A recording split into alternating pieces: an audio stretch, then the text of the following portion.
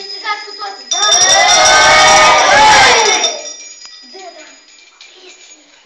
Lugufor, 4 boi, am venit bunei la voi. Am venit cu urătură, voie bună să vă dăm. Scoateți iute colășie, că îngheață băieței. Ia mai mânați băieți. Să trăiți, într-un multe fericiți, și ca pomii să floriți, și ca toamna și bogată, fie casa desolată, tot cometele întinse, cu făcliile aprinse, să petrecem împreună până în veci, cu voie bună. Mâine anul se noiește, plugușorul se pornește și începe a brăza pe la case a ura. Iarna grea, o mătui mare, semne bune mare, semne bune de belșug, pentru gata de suplug, iar ne aduce nouă timp mai bun și viață nouă. Iarna să... pentru... Anul nou să ne fie? Anul nou să ne fie început de veselie. Dumnezeu care ne ascultă ne întinde hrana multă. Ne întinde hrana multă și pământul ce-am avea grâu de aur ne va da. Ia mai mânați, măi!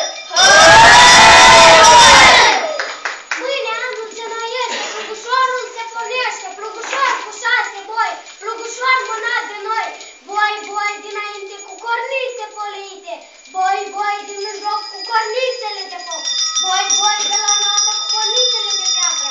Ia mai mânați, flăcăi!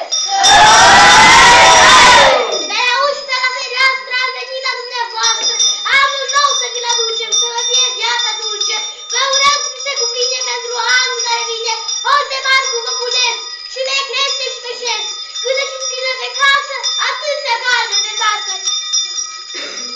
Vă urăm... Hai! Mai dați, băi! Aho, aho, copii și frați, stați puțin și luminați, dați toți mâna mică mare, ca să spunem o urare, bucuros și înțăpetit, anul nou ați venit, acum iată pe cărări, cu urări și cu cântări. Ia mai înați, măi! Aho, aho, părinții mici, ascultați și zgăiți, am venit la contat și avem multe de urat.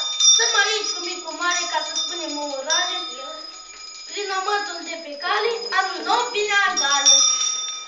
I-am trimis vorba să vină să vă aducă cu lumină, fericire, sănătate, de iubire să aveți parte, lângă brad, pe lângă foc, să vă umple de noroc. Ia mai mânați, măi!